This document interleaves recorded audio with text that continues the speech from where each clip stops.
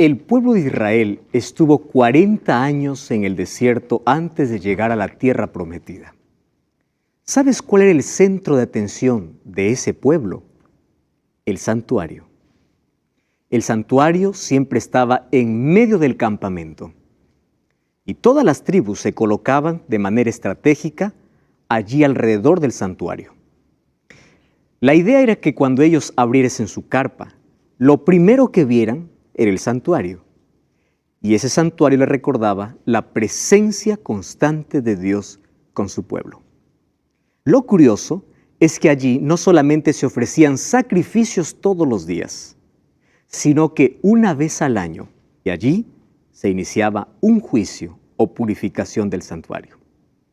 Bienvenido, está comenzando Biblia Fácil.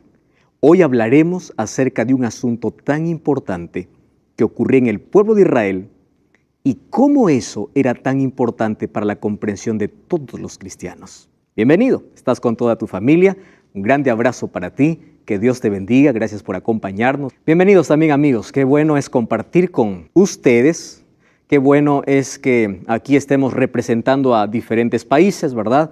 Está Ecuador, Perú, Paraguay, Bolivia, Chile, Uruguay, Argentina. ¿Qué país me estoy olvidando? ¿Está todo? ¿Algún país no mencioné? Está todo, ¿no? Bueno. Y bueno, y no solamente este es un programa que mira a personas de Sudamérica, sino también hay muchas personas allá en Centroamérica, Norteamérica, en todo el mundo. En todos los continentes hay personas que nos escriben semana a semana, dando una apreciación muy positiva. Y nos encanta ver siempre esas decisiones tomadas a favor, no de una religión, no a favor de una iglesia, sino a favor de la palabra de Dios. En este tiempo final, la palabra de Dios tiene que ser exaltada. No un hombre, no un líder, sino la Biblia. Y gracias por acompañarnos siempre en este estudio. Hoy vamos a hablar sobre un tema tan interesante. Nuestro tema será un cordero y un macho cabrío. ¿Escucharon ustedes hablar acerca de machos cabríos? Su equivalente sería un buey, ¿verdad? A un lenguaje más simple. Hasta hoy, recuerdan ustedes en Daniel 7, esto nos va a ayudar para introducir el tema de hoy. Daniel 7 hablaba acerca de 4 bestias. ¿Cuál era la primera bestia? Un león. La segunda, un oso. Tercera, un leopardo. Cuarta, una bestia terrible. Estas 4 bestias representaban a los 4 mayores imperios en el mundo, que por supuesto hoy son historia. Babilonia, Medo-Persia, Grecia y Roma. Solo que de Roma quedaría algo hasta los últimos días, como nos mostraba en el sueño de Nabucodonosor. Ahí encontramos entonces el equivalente. Dios mostró a Nabucodonosor el suceso de los imperios, pero le mostró solamente la parte política, la lucha entre ellos. Sin embargo, Dios mostró la misma visión al profeta Daniel y a ese suceso de imperios, a ese proceso, a esa lucha, aumentó un elemento, que es el elemento religioso. Es decir, no solamente cómo se mueve el mundo en la política, sino que cómo se mueve el diablo detrás de todo eso. A veces nosotros estamos entretenidos, ¿verdad? Mirando aquí problemas, crisis, política por acá, política por allá, pero no sabemos que hay un poder actuando de la misma manera, pero en contra de los hijos de Dios. Y Dios está al control de la historia, pero el diablo también quiere romper los planes de Dios. El diablo sabe que está perdido, sabe cuál es su final, pero trata de impedir, trata de atrasar, trata de meterse, trata de interferir para que Dios no cumpla sus planes. Sin embargo, sabemos que Dios siempre es el victorioso. Ahora, lo interesante es que en la 4ª bestia, que era terrible, la cual representaba Roma, y cuando hablamos de Roma en sus 2 fases, ¿se acuerdan? La Roma imperial y la Roma papal. Porque cuando los césares salieron del escenario, ¿quién quedó en la silla de César? El Papa.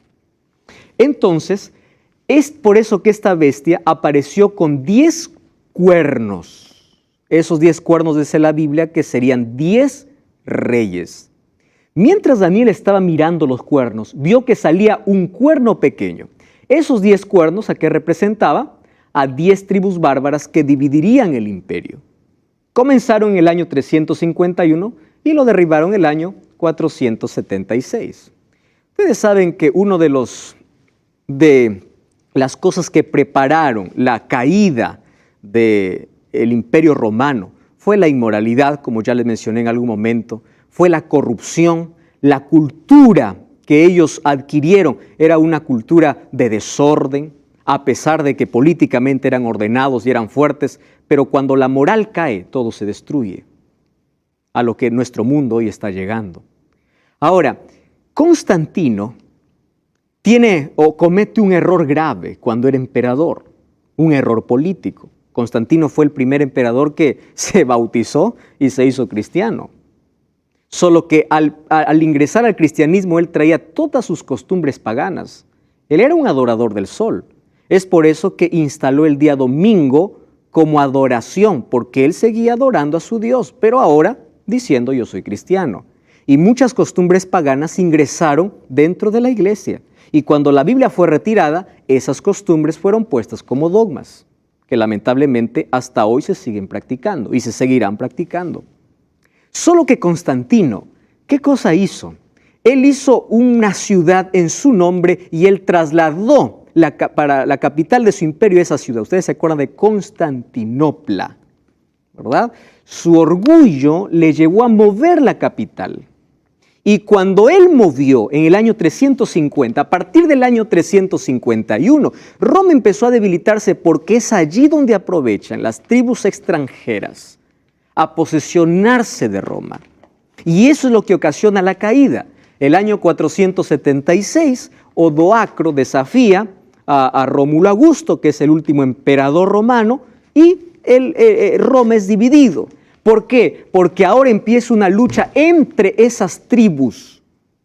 Ahora, esas 10 tribus formaron lo que hoy conocemos como Europa.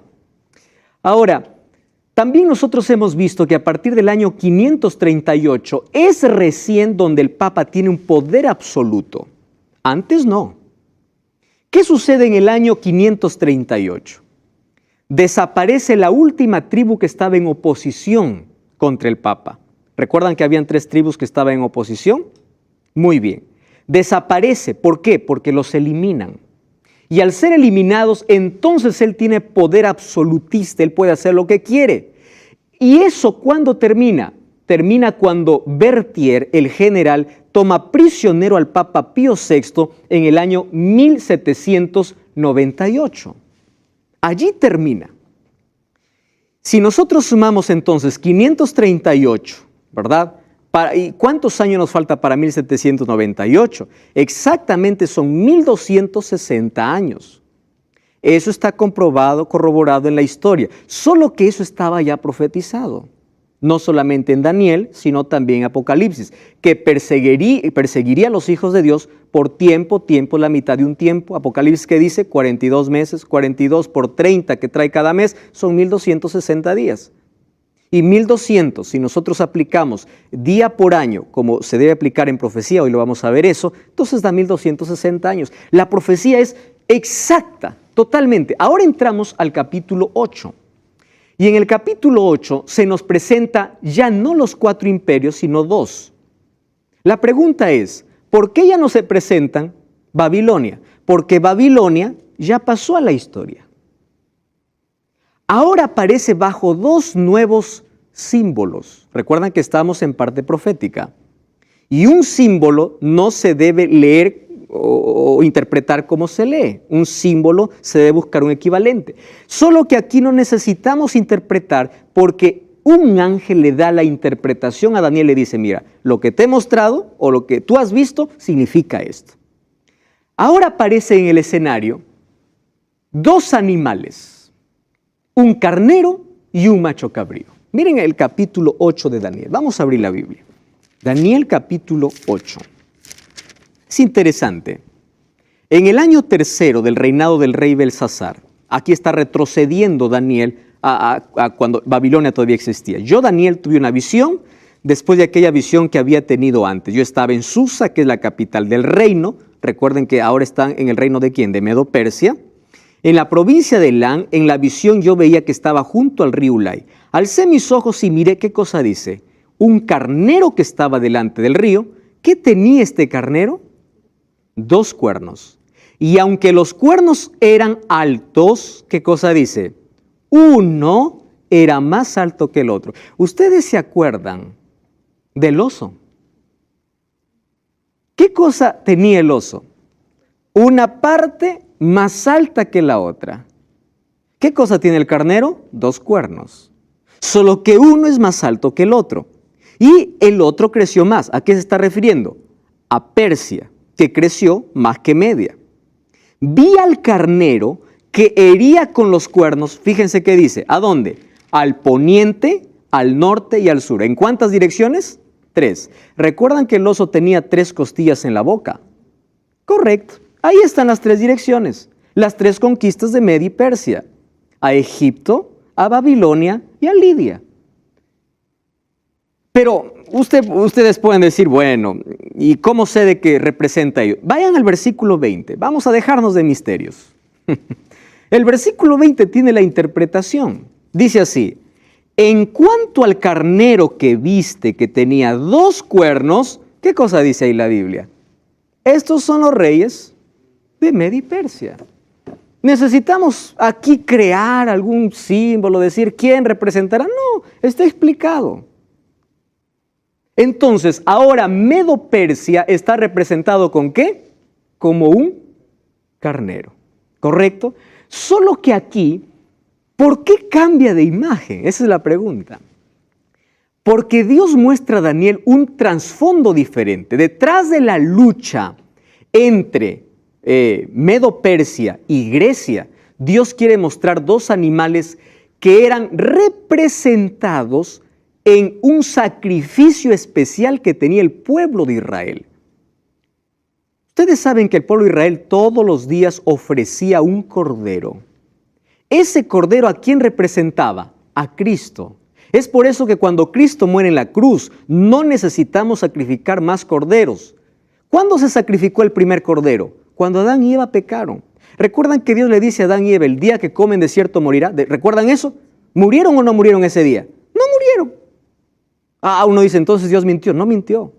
Un cordero murió en el lugar de Adán y Eva. Ese cordero, ¿a quién representaba? A Cristo. Desde ahí comenzó un camino de sangre para que el pueblo entendiera que si yo no muero es porque alguien tomó mi lugar, y es Jesús. Un cordero era sacrificado todos los días. Cuando Jesús murió en la cruz y dijo consumado es, se acabó el sistema de sacrificios. Ese es el tipo de ley que fue anulada en la cruz. Ceremoniales, ceremonias. ¿Recuerdan a Juan cuando vio a Jesús qué cosa dijo? Este es el Cordero de Dios que quita el pecado del mundo. El verdadero Cordero de Dios. Ahora, aquí es representado por un carnero que entraba en un día especial. Ahora lo vemos. Vamos a seguir en el versículo 2, ¿les parece? O en el versículo 3 de Daniel 8. No, mejor vamos al versículo 5. Mientras yo consideraba esto, ¿qué cosa venía? Dice, un macho cabrío. Wow. Ahora, ¿quién es este macho cabrío? Del lado del poniente sobre la faz de la tierra, y venía sin tocar la tierra. Y aquel macho cabrío tenía un cuerno notable en sus ojos. Vino hasta el carnero de 2 cuernos que yo había visto en la ribera del río, corrió con furia, lo vi llegar junto al carnero, se levantó contra él, lo hirió con sus 2 cuernos, el carnero no tenía fuerzas para hacerle frente, lo derribó a la tierra, lo pisoteó y no había nadie quien lo defendiese. Versículo 8, el macho cabrío creció en gran manera, pero cuando estaba en su mayor fuerza, de aquel gran cuerno fue quebrado, y en su lugar salieron otros 4 cuernos notables hacia los 4 vientos del cielo. ¿Recuerdan ustedes en la visión anterior un leopardo con 4 cabezas? Aquí que aparece un macho cabrío con 4 cuernos. ¿Y quién es ese cuerno que sale? Vamos al versículo 22 entonces. ¿Qué cosa dice? En cuanto al cuerno, el versículo 21, el macho cabrío, ¿qué cosa dice? Es el rey de Grecia. Y el cuerno que tenía entre sus ojos, ¿a quién es? El rey primero. ¿Y quién fue el primer rey? Alejandro. Ustedes se dan cuenta como cada vez que la profecía se repite hay una mayor luz para su comprensión. ¿Y por qué se repite? Porque aquí van a haber más detalles. Es así como Dios muestra el plan. Cada vez mayor luz, mayor revelación. Primero a pocos, ¿verdad? Para que pueda comprender el ser humano. Ahora fíjense una cosa. Ahí en Daniel 8 vemos entonces una pelea. ¿Entre qué? Entre un carnero y un macho cabrío. Cuando dice que venía sin tocar la tierra, ¿recuerdan ustedes que el leopardo cuántas alas tenía? 4. ¿Qué significaba las alas? Velocidad. Cuando dice que venía sin tocar la tierra, ¿qué decía? Era imparable. Alejandro con 35,000 soldados empezó a conquistar en medio de 10 años casi todo el mundo antiguo. Se hizo un imperio poderoso. Ese cuerno visible entonces se trata de Alejandro. Alejandro tuvo 3 batallas antes de vencer al rey de Media, la batalla de Granico, de Isos y de Arbela. En el año 331 pisoteó literalmente a Medo-Persia, aunque tenía más de 1 millón de soldados. Lo pisoteó.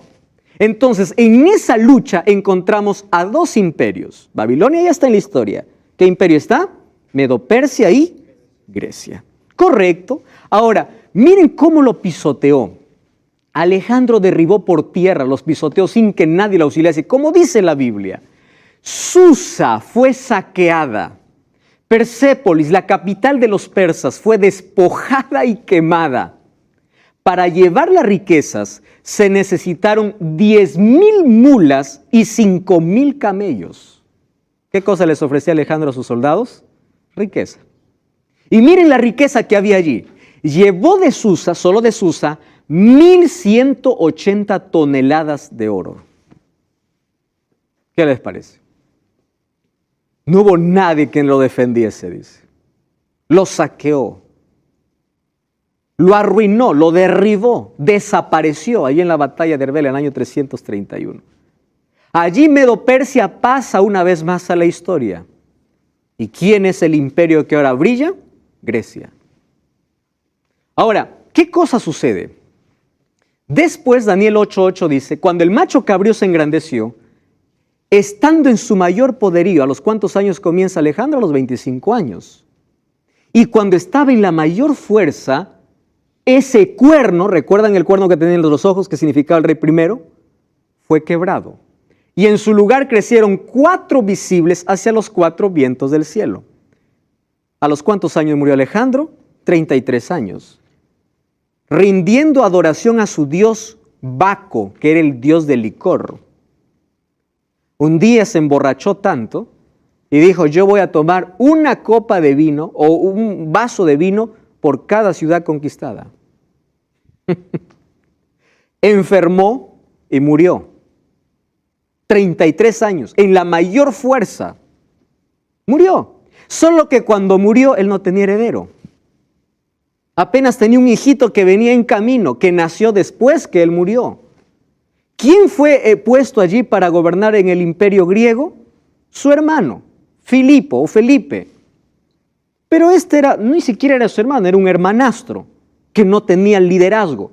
Los 4 o 6 generales que habían destruyeron y lo sacaron, lo asesinaron. Entonces hubo una disputa entre los generales, les conté la historia, ¿verdad? Uno sobresale llamado Antígono. Antígono dice, ahora yo voy a pelear con todos, y ya lo estaba logrando. Le dice a su hijo Demetrio, mira, vamos a gobernar en corregencia, tú y yo vamos a gobernar. Cuando él está a punto de proclamarse rey, los 4 generales se declaran reyes en 4 ciudades diferentes. Entonces, ¿qué sucedió? Antígono se suicidó, Demetrio huyó y el imperio quedó dividido en 4. Ahí está entonces los 4 vientos del cielo. Entonces, ahí encontramos la interpretación. El mismo ángel le dice quién es el carnero y quién es el macho cabrío. Fíjense lo que dice ahora en el siguiente versículo. Vamos a leer el versículo 8, versículo 9. Versículo 9, dice así. De uno de ellos salió un cuerno pequeño. ¡Wow! Aquí uno puede decir, entonces salió de Grecia, porque dice, de ahí salieron 4 cuernos que representan los 4 generales griegos. Pero ojo lo que dice, aquí presten atención. ¿Hacia dónde fueron los cuernos? Hacia los 4 vientos del cielo. ¿Qué está haciendo referencia? 4 direcciones diferentes. ¿Correcto?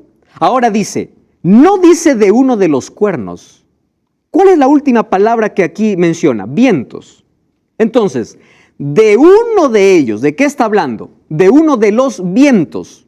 ¿Qué cosa era vientos? ¿Recuerdan ustedes? Guerras. ¿Recuerdan en el capítulo anterior que vimos sobre símbolo? De una de esas guerras, de esos conflictos, salió un cuerno pequeño. No salió de los 4 generales, sino de entre esas guerras por el poder.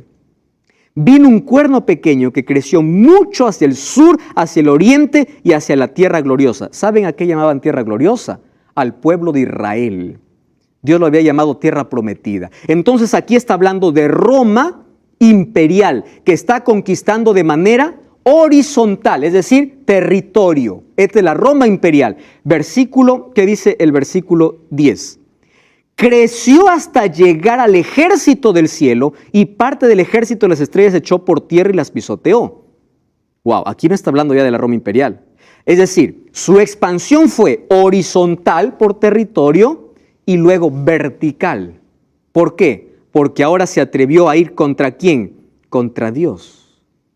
Contra el ejército del cielo, parte del ejército y de las estrellas. Ustedes saben qué significa estrellas en la Biblia. Líderes cristianos. Estrella también representa a los ángeles del cielo. Dice, los echó y los pisoteó. ¿De qué está hablando? Del cuerno pequeño. Aún se engrandeció frente al príncipe de los ejércitos y ahí está la palabra que queremos ver hoy. Hasta que fue quitado, ¿qué cosa dice? El sacrificio continuo y el lugar de su santuario fue echado por tierra. Ahora, pregunto aquí. Vamos a ver a nuestra comprensión, ¿verdad? Primero, Roma se expande de manera horizontal. Luego, ¿contra quién? Contra el cielo. Y cuando estaba peleando contra el cielo, sobre el cuerno pequeño, que aparece una vez más con las características que ya vimos anteriormente. Entonces nosotros ya identificamos a quién se refiere cuando hablamos de cuerno pequeño. ¿Qué cosa es cuerno? Poder, ¿correcto? Muy bien. Se dice pequeño por la manera como inició, pero luego se engrandeció tanto que incluso quiere destronar a Dios, o en su mente destronó a Dios. Se engrandeció hasta el ejército del cielo, y la palabra que aquí nos llama la atención dice, y quitó el sacrificio. Luego vamos a ver las otras expresiones, porque ahí dice, tiró la verdad por tierra y prosperó. Ya les mencioné cómo tiró la verdad por tierra. Y lo curioso es que prosperó. Ahora, ¿qué más dice? Aquí en Daniel 7, ese cuerno pequeño representa a Roma, entonces en sus dos fases, tanto pagana o imperial, cuando estaba conquistando territorialmente, y tanto la Roma papal, cuando estaba yendo en contra de Dios. Ahora, fíjense, para nosotros poder entender cómo el cuerno pequeño quitó el sacrificio diario, nosotros tenemos que ir al Antiguo Testamento. Yo les voy a contar, ahí tienen el texto, ustedes lo pueden leer y releer ahí en casa. Sin embargo, yo les voy a contar a qué se refiere cuando dice fue quitado el continuo sacrificio. Éxodo capítulo 29 nos habla de que el pueblo de Israel, ¿correcto? El pueblo de Israel hacía dos tipos o un sacrificio que se llamaba el sacrificio diario. Sacrificio diario significa continuo, es decir, sin cesar, continuamente, diariamente tenían que hacer esto. Ahora presten atención, ¿en qué consistía ese sacrificio? Ese servicio diario se podía subdividir en dos, una ofrenda por el pecado y una ofrenda por el pueblo. Ahora, presten atención. ¿Quién mató el primer cordero? Dios, en el jardín del Edén. Pero cuando estaba en el desierto, Dios quería enseñar a su pueblo a través de imágenes. Ustedes saben que nosotros aprendemos escuchando, viendo y haciendo. Y cuando uno ve, aprende, ¿verdad? Dios es tan maravilloso que empieza a explicar la salvación a través de dibujos, para que nuestra comprensión sea un poquito mayor que si solamente nos hubiese dicho. Y dice, haz un santuario. Eso les conté al comienzo. Y ese santuario tenía un modelo del modelo que estaba en el cielo. Eso veremos en el próximo capítulo. Cuando Moisés elabora el santuario, ese santuario tenía un atrio, que era la parte de afuera, ¿correcto? Un atrio. En ese atrio había un altar y un lavatorio. Luego había una puerta, cortina, y estaba el primer compartimento que se llamaba lugar santo. ¿Están entendiendo ahí? En el lugar santo habían 3 cosas. Estaba el altar de incienso, que era un perfume que día y noche estaba ardiendo. Estaba una mesa con 12 panes, que representaba a las 12 tribus de Israel, y el pan ¿a quién representa? A Cristo. Y había también un candelabro con 7 brazos, que era Cristo.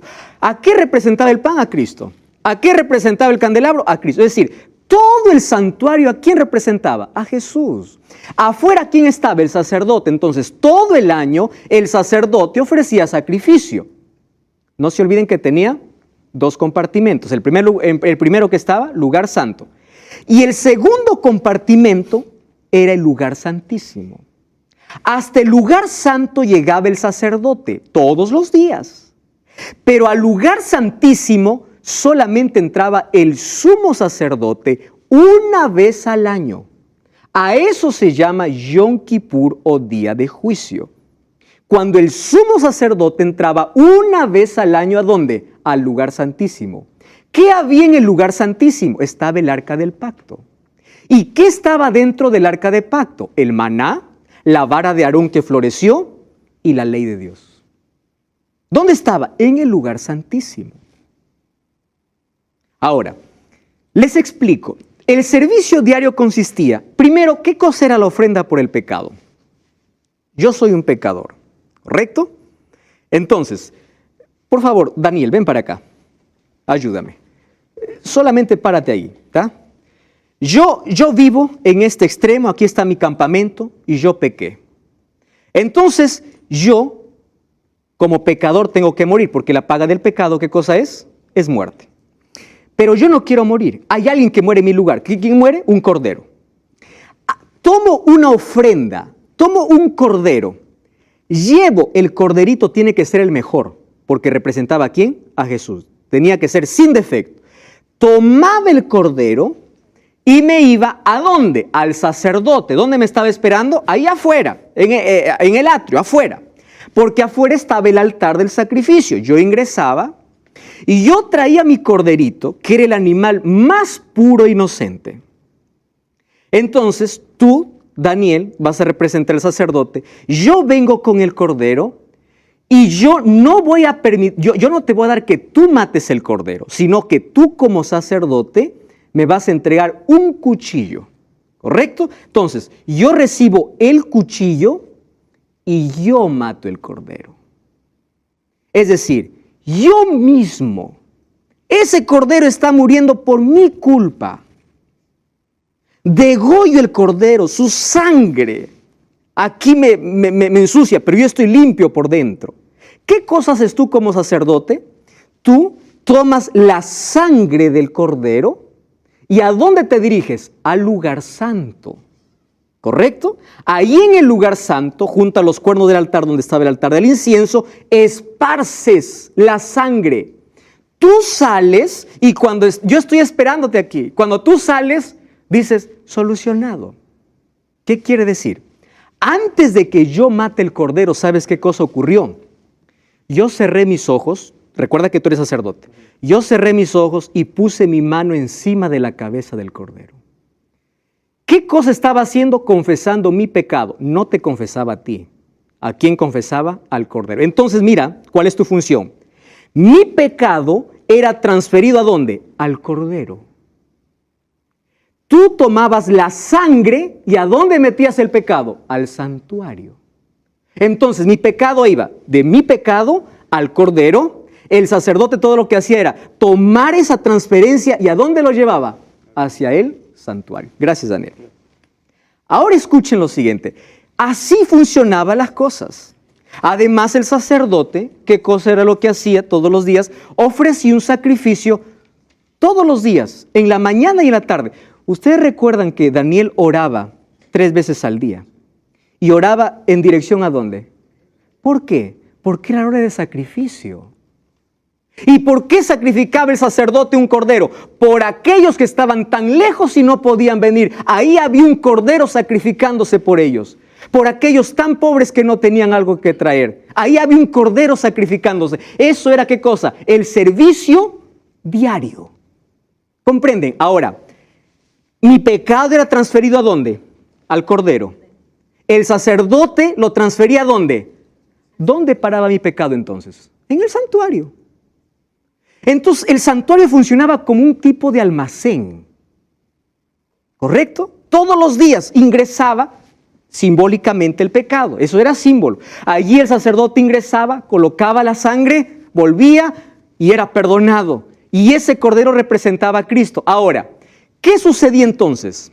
Como todo el año entraba pecado al santuario, ¿qué necesitaba el santuario? Ser limpiado, ser purificado.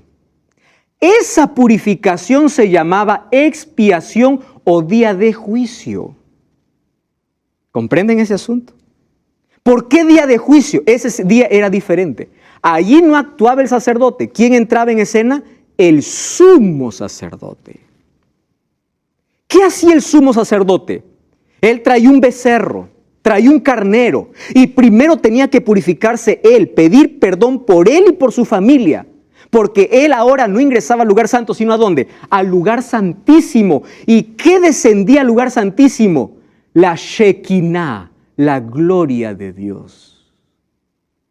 Ahí estaba Dios. Entonces el sumo sacerdote tenía que purificarse. ¿Qué cosa ocurría ese día? ¿Por qué era diferente? De paso, había un solo día al año y ese día tenía que hacerse. Era el 10º día del 7º mes, que era el mes de Tishri. Para nuestros días sería el 22 de octubre de nuestro calendario.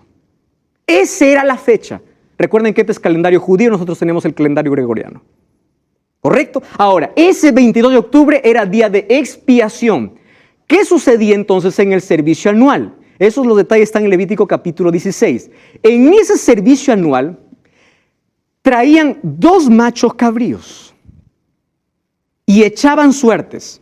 Uno era para Jehová y el otro era para Azazel. Azazel era el nombre de Satanás que se daba allí.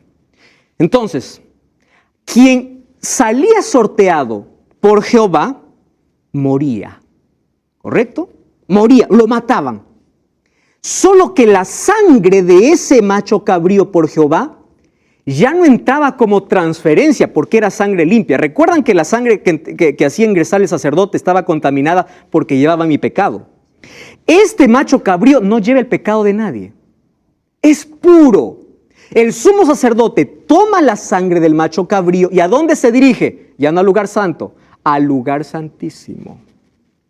En el lugar santísimo, allí empieza a esparcir 7 veces la sangre. Sale, después que ha hecho expiación, obviamente ha pedido perdón por él y por su familia. Sale, y cuando sale empieza a hacer lo mismo con cada mueble del santuario. ¿Qué está haciendo el sumo sacerdote? Purificando. ¿Con qué se purifica? Con sangre. Sangre limpia, ya no contaminada. Cuando sale el sumo sacerdote, el pueblo está fuera asustado, porque es un día de juicio. Quien no estaba preparado moría. Entonces, cuando sale el sumo sacerdote, ¿quién viene? El otro. ¿Recuerdan el otro animalito? ¿Por quién fue sorteado? Por el que representaba a quién, al diablo.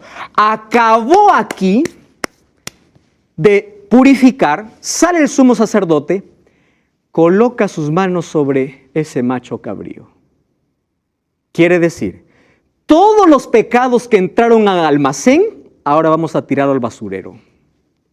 Ese animalito representaba el basurero final. Porque ¿a quién representaba el diablo? Finalmente, algunos dicen el diablo entra en la escena de santificación. No, El diablo solamente es el responsable por todos los pecados que hizo entrar ¿a dónde? Al santuario. Entonces se confiesa allí delante de ese animal y 2 hombres llevan a ese animal ¿a dónde? Al desierto. Muy lejos. Y ahí tiene que morir ese animal. ¿A qué representa eso? A Satanás cuando se queda preso aquí en este mundo por 1000 años, recuerdan en Apocalipsis 20. Esa es la manera como Dios erradica el pecado. Así los enseñaba al pueblo. Ahora fíjense, en ese día de purificación, en ese día se santificaba o en ese día se purificaba el santuario. ¿Qué cosa hizo el cuerno pequeño? Tiró. ¿Qué significa tirar? Sacar. ¿Por qué? Porque él instituyó un propio santuario cuando ya no era necesario. Cuando Cristo murió, acabaron los sacrificios, acabaron los sacerdotes. Pero el cuerno pequeño hizo su propio santuario y echó por tierra porque falsificó el sistema del santuario. ¿Cómo lo falsificó? Ahora, Cristo era quien perdonaba pecados, ya no un cordero ni un sacerdote. Entonces, ¿qué cosa hizo el cuerno pequeño? En lugar de dirigir a la gente hacia Jesús, ¿a quién lo dirige? A un sacerdote humano. Eso significa echar por tierra el sacrificio de Cristo. Cada vez que se celebra la misa, miren, el sacrificio de Cristo y el sacrificio de la Eucaristía, la misa, son un solo sacrificio. La víctima es una y la misma. La misma es ofrecida inmediatamente el oficio de los sacerdotes, quien entonces se ofreció al mismo en la cruz. Solamente la manera de ofrecer es diferente. En ese sacrificio divino que es celebrado en la misa, el mismo Cristo que se ofreció a sí mismo en una manera cruenta, en la cruz ahora es ofrecido de manera incruenta. ¿Qué dice el sacerdote? En cada misa nosotros aquí convertimos el pan en el cuerpo. Convertir. Es decir, vamos a sacrificar nuevamente. ¿Acaso el sacrificio de Jesús no fue único? Eso es falsificar. ¿Qué cosa más?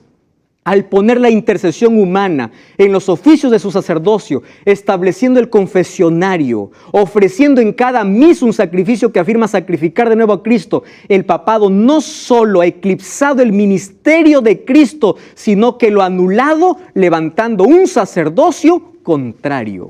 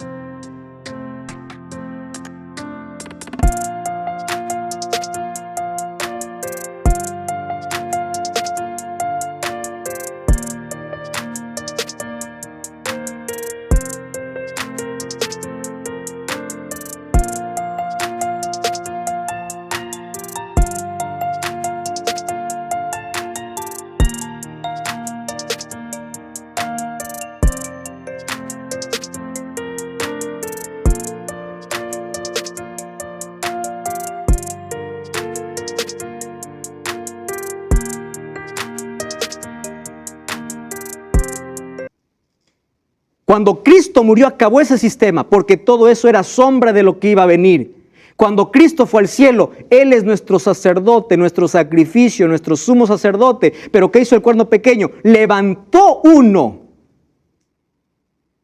parecido para quitar los ojos de Cristo. Ahora, miren, este texto es impresionante. Los millones de creyentes, lejos de ser llevados a Cristo, van ¿a dónde? A un sacerdote, hoy.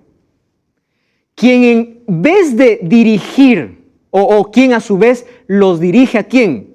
¿A los santos o a María? En un camino diferente al que Jesús dijo, venid a mí. No dijo, anda Pedro, anda Pablo, anda María, ven a mí. Jesús dijo, nadie viene al Padre sino por mí. No dijo, nadie viene al Padre primero que otro interceda. Por mí, yo soy el intercesor, dice Jesús. Todas estas acciones sustitutorias sacerdotales, papales, contrarias a la que Cristo realiza en su santuario, son las que han echado por tierra el lugar de su santuario. ¿Y qué cosa han hecho? Los han contaminado. Entonces, lo mismo que ocurrió en la tierra con la contaminación del pecado, el sistema papal, al echar por tierra la verdad, ¿qué cosa contaminó? El santuario en el cielo. Entonces, así como se purificaba el santuario en la tierra, era necesario que una purificación del santuario, ¿dónde? En el cielo. Eso vamos a ver en el próximo capítulo. Porque ahora Cristo va como sacerdote. Y no solamente va a actuar como sacerdote, sino también como sumo sacerdote. Al nombrarse pontífice máximo, vicario hijo de Dios, consuma su atrevimiento contra Cristo mismo. Miren lo que hace. Anula su intercesión. Trae al suelo el ministerio de Cristo. Cristo es atacado de forma atrevida en su santuario, anulado y pisoteado. Es así como se consumó la abominación desoladora, adulterando todas las verdades tocantes a la salvación provista por Dios mediante el sacrificio de Jesucristo. Eso es lo que la Biblia llama abominación. ¿Saben una cosa?